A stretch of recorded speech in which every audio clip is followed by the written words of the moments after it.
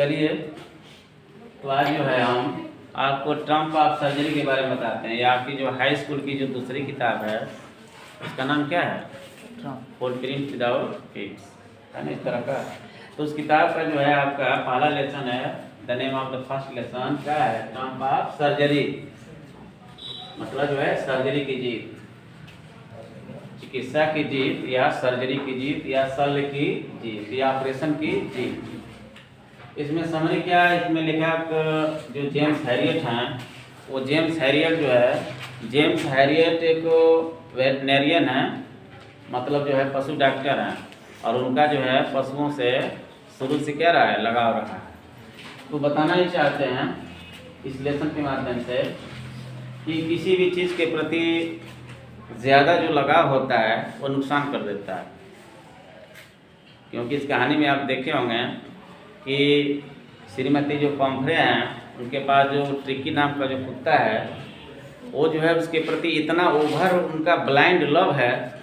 माने blind love का मतलब होता है किसी के प्रति इतना प्यार और लगाव कि उस चीज़ के, उस आदमी के प्रति आप जानते ना कि कैसा आदमी है, लेकिन भावावेग में आके, प्रेम में आके, भावना में आके उससे प्रेम कर लिए, लगाव रख लिए, तो वो कभी कभी वो नुकसानदेह करता है, कभी वो आपके साथ धोखा भी कर सकता है। तो यहाँ पर मैडम का कुत्ते के प्रति क्या है? लगाव है। तो किसी चीज़ के प्रति ज़्यादा लगाव जो है नुकसानदेह होता है, या किसी चीज़ का अति सेवन भी नुकसानदेह होता है। यदि मान लीजिए कोई बच्चा है, मेरा ही बच्चा है, अगर उससे प्रति हम ज़्यादा लगाव रखते हैं, लगाव ठीक है, लेकिन ब्लाइंड लव, अगर उसके प्रति ज़्यादा लगाव रखेंगे तो नुकसान करेगा। वो लड़का कभी कभी वो खराब हो जाएगा, मतलब स्वीट पॉइजन का काम करता है।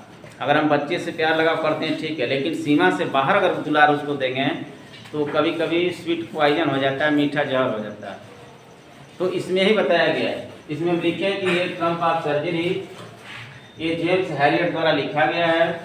Theme of this lesson is, इस लेसन की थीम यही है कि ब्लाइंड लव, जो अंधा जो प्रेम होता है, भावावेग में जो प्रेम हो जाता है, blind love and over indulgence, माने अति सेवन।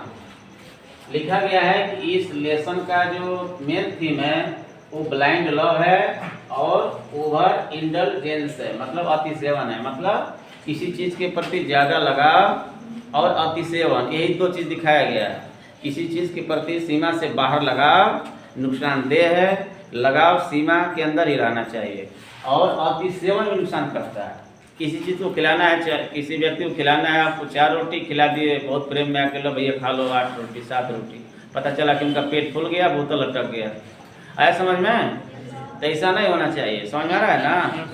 ये दो चीज़ बड़ी नुकसान है, एक में ब्लाइंड लव और ओवर इंडल्जेंस। किसी चीज़ के प्रति बहुत लगाव जहर हो जाता है सीमा से बाहर, और किसी चीज़ को किसी व्यक्ति को खिलाना, वो भी सीमा से बाहर, वो भी नुकसानदेह हो जाता है, जहर हो जाता है। ये जो दो चीज़ों से बचना चाहिए।